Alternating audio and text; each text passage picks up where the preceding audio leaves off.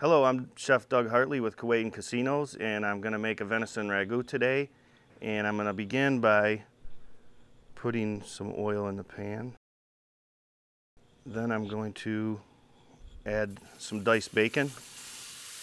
Venison is very lean, so we put a little bacon in it to add a little fat content. Okay, the bacon has rendered, and now I'm going to add the venison. What we want to do here is spread the venison around and allow that to brown evenly. Okay, now we've browned the venison, and we're going to add onions and shallots and garlic. And then I'm going to add celery. I'm going to add some carrots also. Okay, at this point we've added the celery, the onions, the shallots, and the garlic, the carrots. We've allowed that to simmer and caramelize. And we're going to now add the red wine.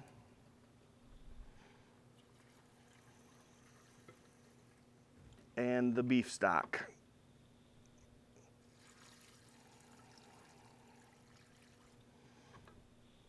As well as mushrooms. I've got button mushrooms and I've got a wild mushroom blend in there. And then I'm going to add these Yukon Gold potatoes and some pearl onions. And we need to add the honey. That'll just sweeten it up a little bit and add a nice little touch to that, as well as bay leaf. And we're going to let this simmer for 30 minutes or so until the meat is tender, and it may take longer depending on your stove. We'll know it's done when the meat is tender, very tender, and flakes apart. Now that we've allowed this to simmer and the meat is tender, we're going to thicken it with roux.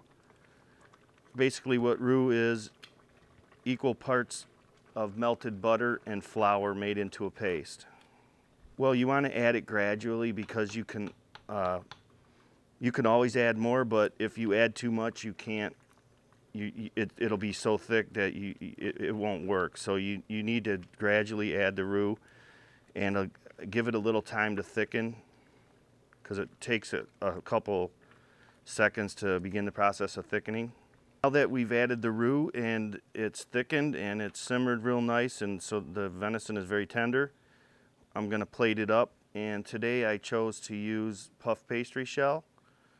You could also use egg noodles, buttermilk biscuits, or rice, or whatever you choose. But I put it over puff pastry. I'm going to garnish it with a little bit of parsley and just a little bit of red and green diced pepper for color. And there you have it, venison ragu over puff pastry. Enjoy. Today's recipe is available online at 9and10news.com.